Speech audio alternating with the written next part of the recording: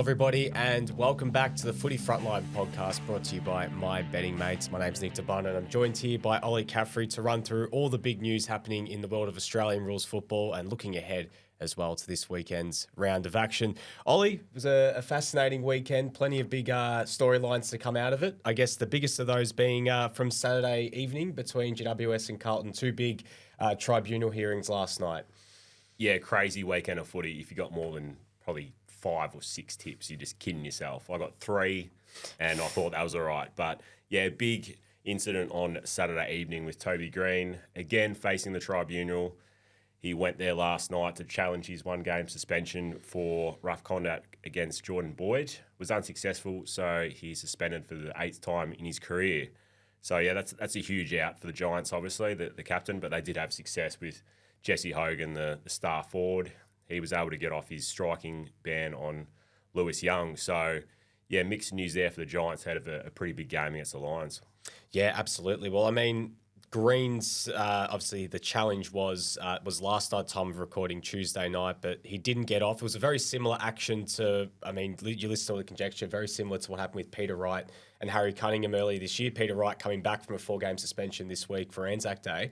What was the decision in the end? What was the, I guess, rationale behind Green's 1-game suspension in comparison to maybe Wright's? What did the tribunal argue in that case? Yeah, the AFL did reference Peter Wright in that tribunal hearing last night, but yeah, the obvious difference was Harry Cunningham in that incident with Peter Wright. He was concussed, he missed a few games, so as Jordan Boyd he was fine. He got up and played out the game, so no injury there, luckily for Toby Greene, but the AFL did bring that up a lot and say it was...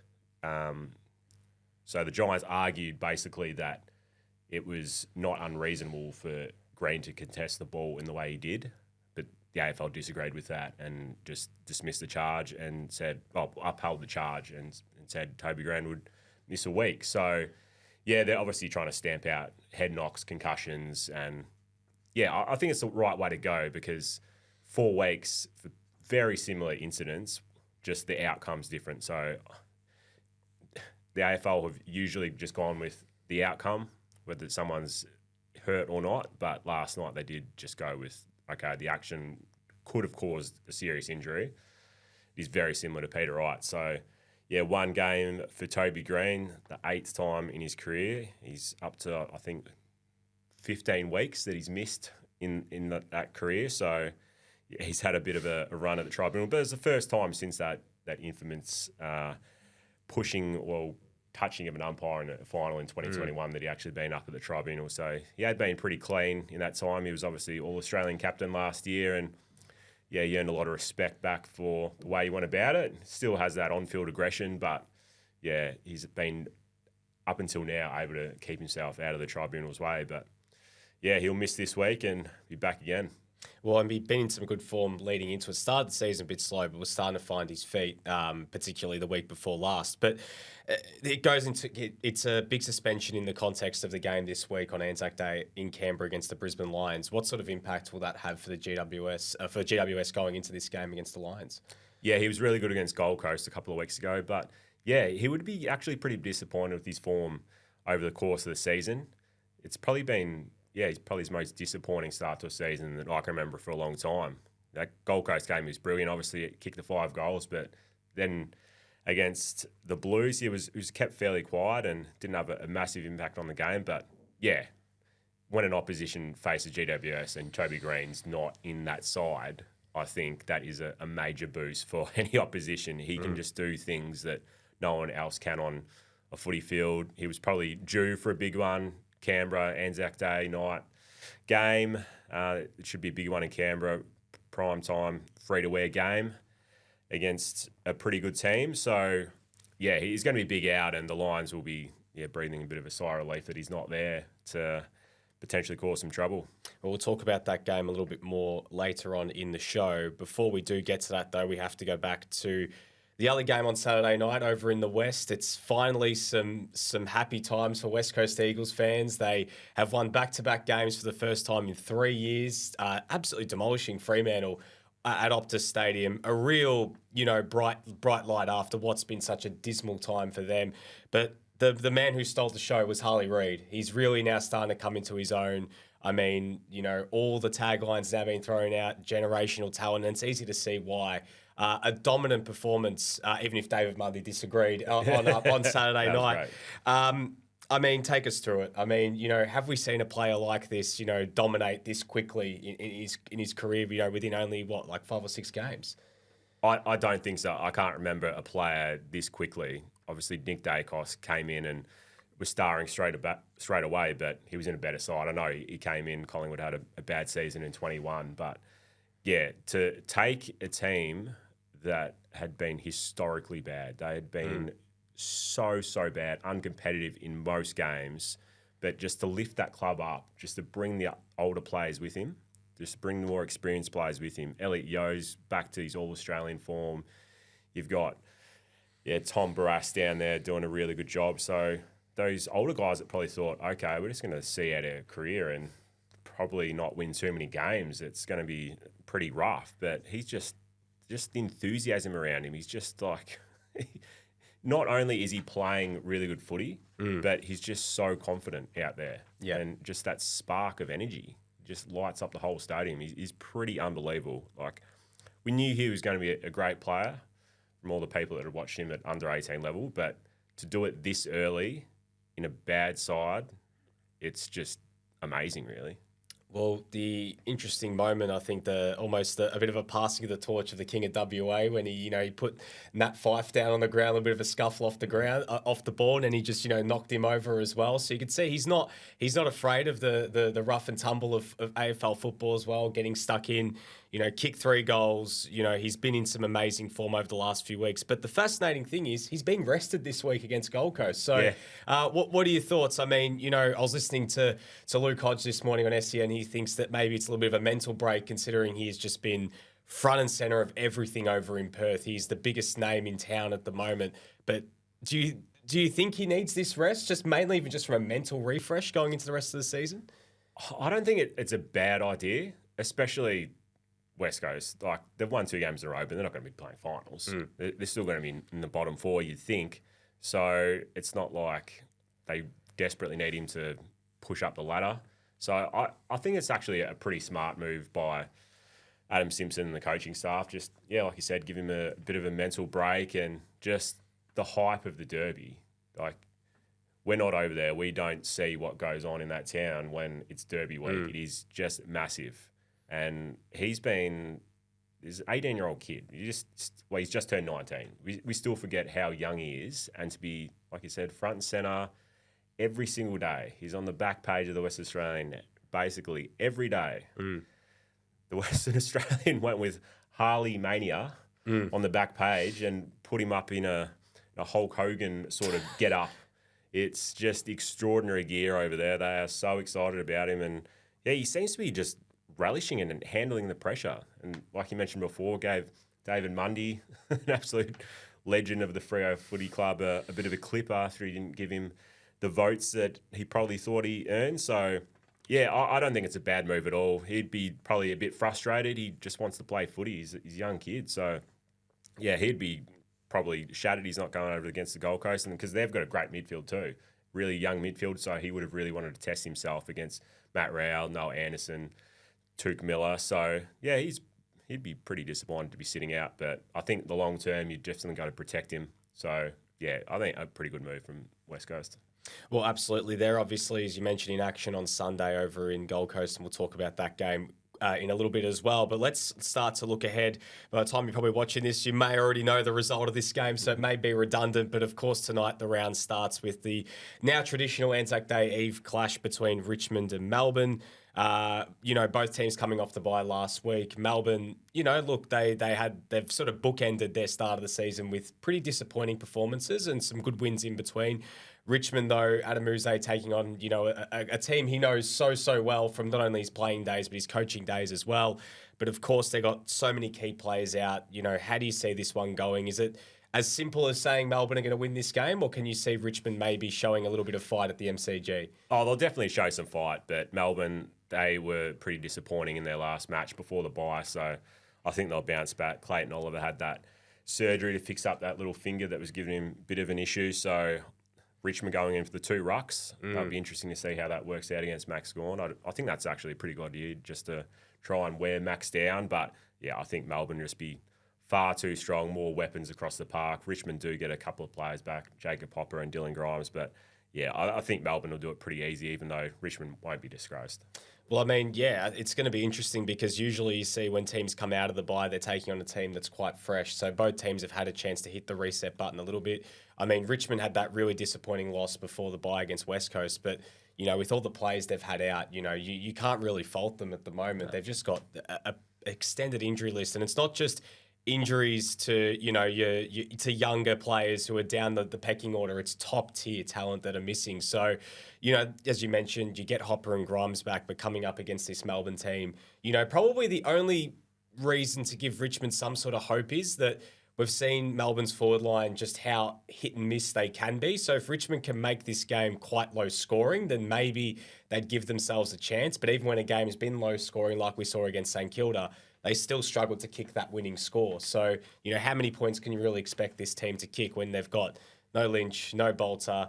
Kazitsky's been in and out of the team. He's dropped again this week. So a lot of pressure on those players to step up and, whoever can carry the mantle and kick a winning score will be interesting, but I still think Melbourne are going to be too strong on Wednesday night footy. Tomorrow, the big one, Essendon and Collingwood, traditional Anzac Day game at the MCG. The Bombers, they're flying at the moment. They're 4-2. They're feeling themselves at the moment, but they're taking on a Collingwood team who probably had their best performance of the season. Really, they started so slowly, 31 points down against Port Adelaide, and you start to think, okay, this isn't looking good for them. But the way that they responded, blowing Port Adelaide out of the water, and probably should have, had it not been for wayward kicking, won that game by a lot more. Yeah, they were completely dominant after quarter time. It was an amazing turnaround. Collingwood were playing the sort of footy that they were playing early in the season. You thought, okay, this might be a repeat of that GWS, the Sydney game. But yeah, the way they responded was reminiscent of the form they showed last year when they went to the Premiership. So yeah, a really big ask for Essendon going into this game. They haven't had a great record against Collingwood in recent times. They were smashed in the last game of the home and away season last year. So yeah, not great history for the Bombers going into this one, but yeah, they'll be super confident after going over to Adelaide, where they were just embarrassed 2 weeks earlier, and to get that win, albeit in fairly controversial circumstances at the end, but they'll definitely take that win at the Adelaide Oval. So important to get wins on the road, especially for a team that has struggled in recent times like Essendon has. But yeah, this is going to be one of the biggest Anzac Day games for a long time, just with both teams up the top of the ladder. You can't think of too many games where Essendon and Collingwood have been right up there and been in great form. Usually it's Essendon down, or there was a couple of years there Collingwood are down, so you don't get them firing at the same time like this one is going to. So it should be an absolute cracker, and I think Collingwood, just the sort of form they took out of last week, it was pretty scary and would have put the competition on watch, just the way they blew Port Adelaide out of the water in those last 3 quarters. So yeah, Collingwood should get the job done, but yeah, Essendon would want to put in a good performance in the biggest home and away game of the season. Traditionally, these games are always tight. It doesn't matter where they are on the ladder. I mean, there's been a couple blowouts throughout time. I think, probably the biggest of those was the year that there were top-up players running around for Essendon. But even in some of those more hefty 5-goal wins, they've always been very close going into the third quarter. And then, that was the case with Essendon's last 2 wins on Anzac Day in 17 and 21. They blew Collingwood out of the water. But in some of the more recent games, remember last year, Essendon were up by 5 goals at 3-quarter time, and Collingwood raced back to win that game. There's been quite a few arm wrestles throughout time, some games decided by less than a kick, and I think we're going to get another one of those games because it feels like both teams really get up for this game. You mentioned it is the biggest game of the home and away season. It is also for Essendon because of their lack of playing in big games in September, because they haven't played many finals over the last little bit. They really see this as their opportunity to show what they can do on the biggest stage. Collingwood, look, they're starting to find their mojo. It was a very interesting move from them before the game to decide to make Reef McInnes the sub and go a bit smaller. They moved Will Hoskin-Elliott back to the forward line, and God, he was fantastic. I mean, probably his best game in years. as a forward. I think that was Kane Corns describing him as almost Jeremy Cameron-like, which I thought was a bit of hyperbole, but he was fantastic on that day. But I think that Collingwood are going to be too strong in this game. They have a very good record against the Bombers. They haven't lost against them under Craig McRae, and I think that will continue on Anzac Day this year. Thursday night football, we mentioned a little bit earlier, GWS versus Brisbane, probably one of the hardest games to tip at Manuka Oval. GWS, they had a horrible record in Canberra for a long time. I think they lost something like 9 straight games there before they've won their last 2. They take on a Brisbane team who are 2-4. Ollie, it was a weird game on Saturday night. It was torrential rain. It was close all game, but it seems like Brisbane just didn't weather the conditions well at all against the Cats last week. Oh, they didn't. It was shocking footy, really. They just didn't adapt at all to the conditions. You thought, okay, the first quarter, they're okay in that. But then by halftime, they just weren't adapting. They were just going for silly handballs, weren't kicking long, weren't playing to the conditions like Geelong were. But even after Tom Stewart goes down, Oscar McInerney went down for the Lions, so that was a big impact for the Lions, and probably it impacted them more than Geelong with Tom Stewart going down, where you thought, okay, Geelong are in massive strife here with Tom Stewart, the general of that back line, but yeah, they were really disappointing. And now 0-3 at the Gabba, that leaves them in a massive hole to try and make that up. But yeah, their record on the road has been better than it has been at the Gabba this year. So, and they are undefeated at Manuka Oval against GWS. They've won the last 2 years at Manuka over the Giants. But yeah, like you said, it's a really tough game to pick because the Lions' form has been so inconsistent. The Giants have been terrific. They had that loss last week, but yeah, without Toby Greene, without Sam Taylor, Stephen Cornelio, it's huge. Like, they do get Jesse Hogan in there, so that is a win for the Giants. But yeah, it's really hard to pick. But I think just the Giants' form, you got to go on that. Like, they weren't disgraced against Carlton by any means. Like, they were up, and Carlton just ran over the top of them in the end, and they were going to have a loss at some point. They couldn't stay undefeated. They've been the informed team of the competition probably up until that weekend. So I think just on form and confidence, I'm going to pick the Giants. Yeah, I agree. I think GWS win this game, but it comes at a crucial point for Brisbane because they've got a really good run after this game. You know, they've got a chance to really start to pile some wins up, and if they can win this game to get back to 3 and 4, they can really kick on and turn that win-loss record around and really start to climb up the ladder. I think they'll be right up for this game, though, Brisbane. I think they'd be very disappointed with the matter in how they lost against Geelong because 4 goals, 13 for a whole game, you know, they kicked themselves out of it, you know, in a way. So I don't think they're playing badly at the moment, Brisbane, the last few weeks, but, you know, it's coming up against this GWS team who I think will be smarting after that loss against Carlton. There is a saying about a due loss and sometimes needing it to just, you know, bounce back, you know, just to, you know, have that defeat and then come back the other side. So maybe it was due for GWS. So we'll see if they respond on Friday night, but I think that they will against the Lions. Friday night, Port Adelaide versus St Kilda. Adelaide Oval, the Power have been, you know, like they've been good, but then very disappointing last week. St Kilda, though, mightily disappointing against the Western Bulldogs. Absolutely obliterated at Marvel Stadium. So both teams really smarting to get back on the winners list. Port Adelaide have had a good run against the Saints. How do you see this game going? Yeah, St Kilda really disappointing last week.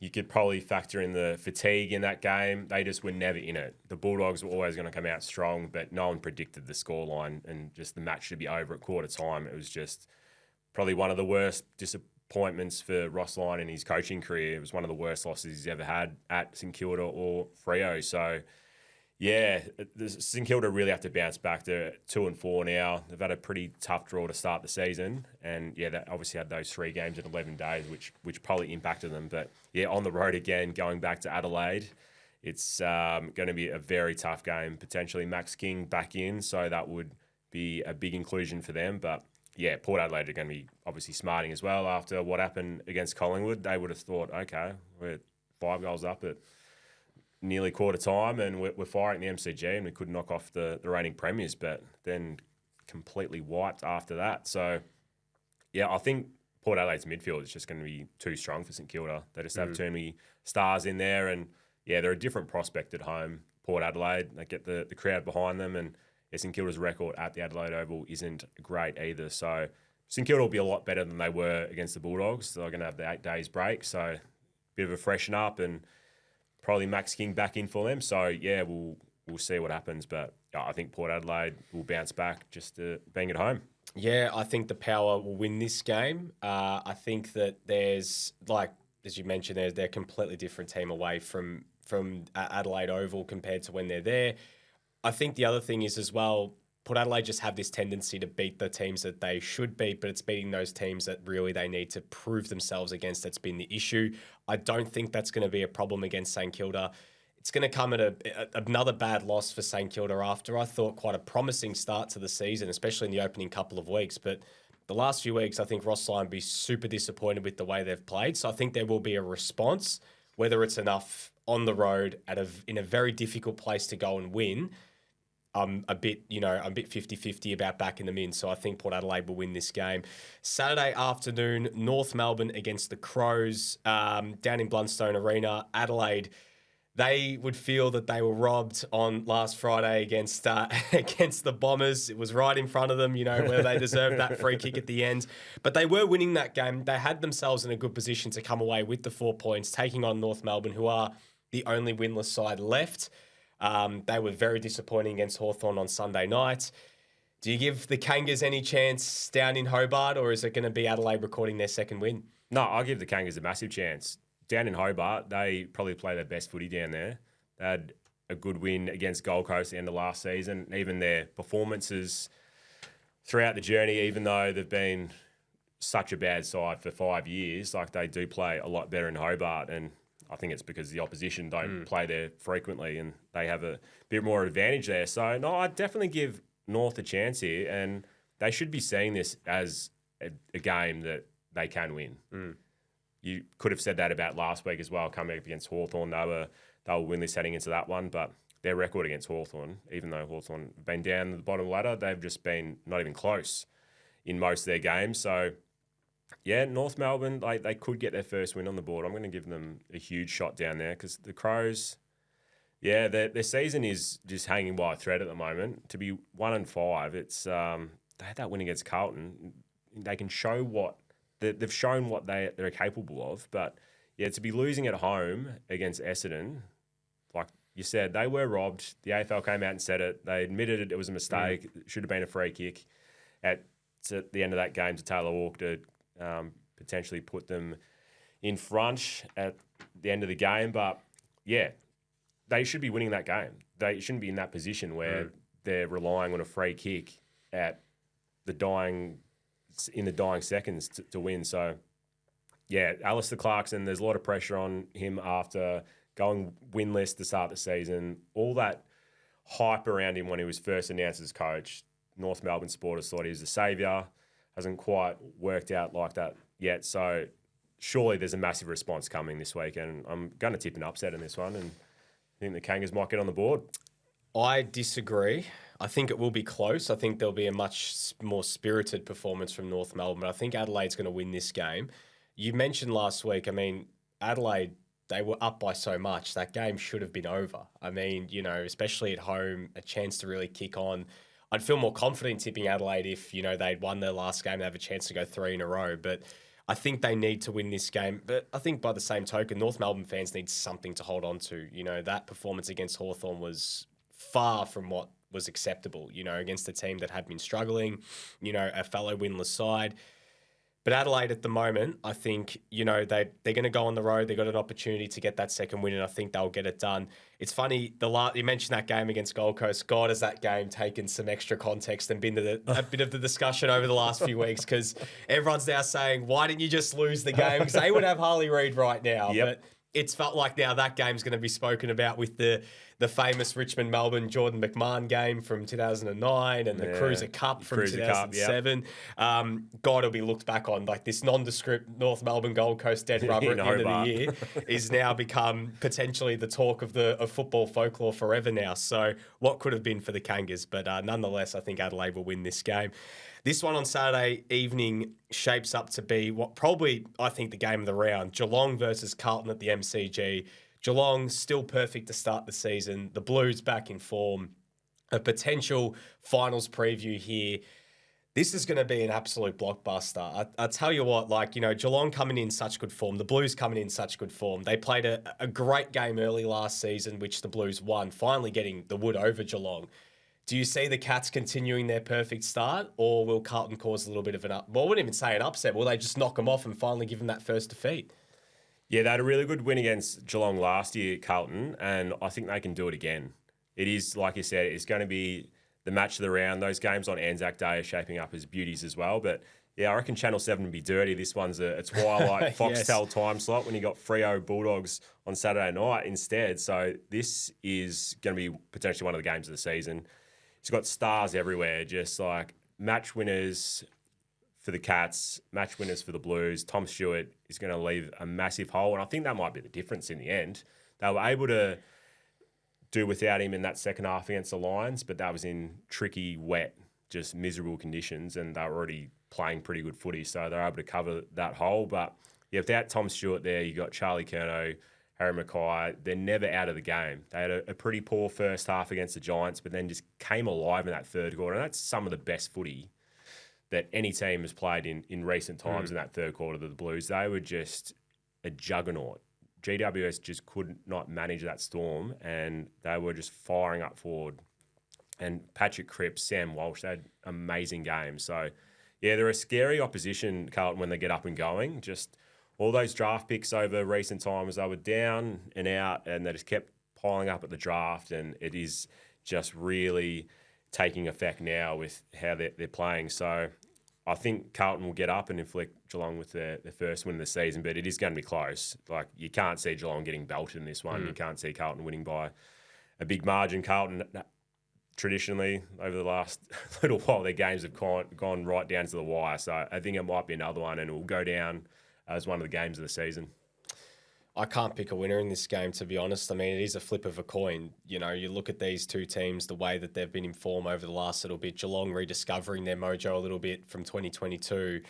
I think it is that Tom Stewart factor that could be the difference. I think that not having him as that loose to potentially offer some extra support against Curnow Mackay, it might just come down to that. It might come down to a couple goals. So that's why I am leaning slightly towards Carlton. I think Geelong do need maybe that loss, maybe just need that one just to notch up and then bounce back. But by no means, I would love to see this rematch later in the year when both teams are at full strength and we could see them both going at full tilt. But I think the Blues might be just too strong at the MCG and win this game. But 10 points either way, really. Yeah. Like, if Geelong came out and won this game, I still wouldn't be surprised. It's not at all. It's and just Geelong ridiculous. home game as well. That is a great thing for the Blues. Yeah. Geelong, if you play that down at GMHBA, you tip the Cats every single time. Yeah.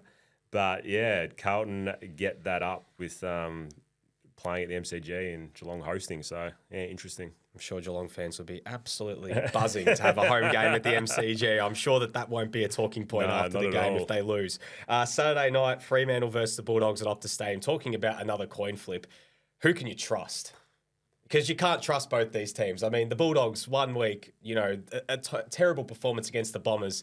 They come out and smash, St Kilda, and then you've got Fremantle on the other side who start the season brilliantly. You think, okay, this might be a good year for them. And then 3 losses in a row, 2 games where they probably felt that they should have at least gotten a win. And then, battered against West Coast who have been down for so long. I mean, I can't pick. Who's going to win this game. It's impossible. I can't either. It's just ridiculous, these teams. Like, Freo starting the season with those 3 wins, they look back on track to be in their 2022 form. But, yeah, to lose against West Coast in the Derby, they just felt like they were very good in those games in Adelaide against Carlton, against Freo. Arguably should have won both of those. So you thought, okay, the form coming in is pretty good.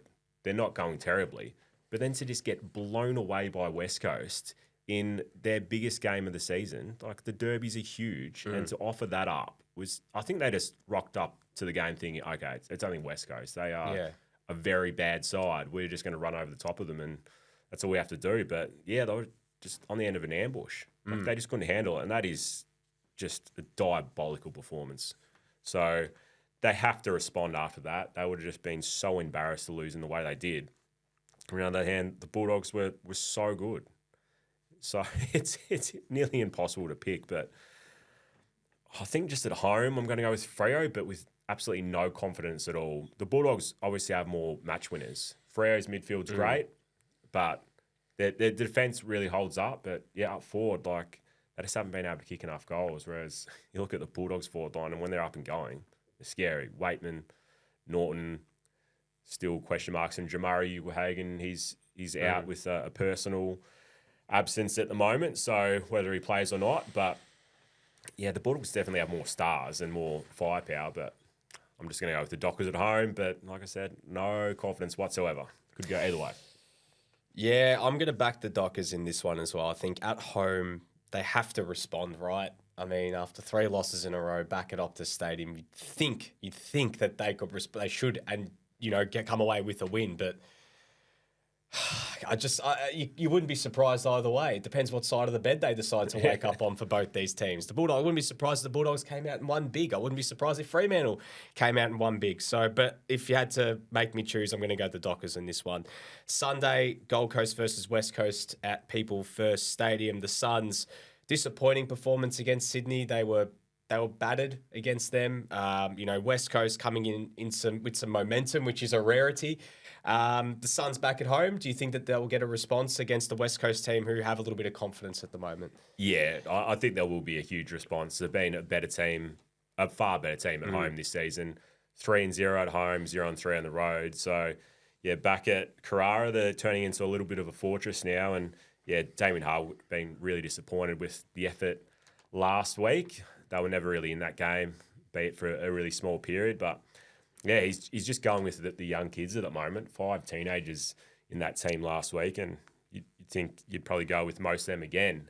So a lot to like about the Suns overall, and I think there's going to be a bit of a flat performance from West Coast after they get themselves up for that derby.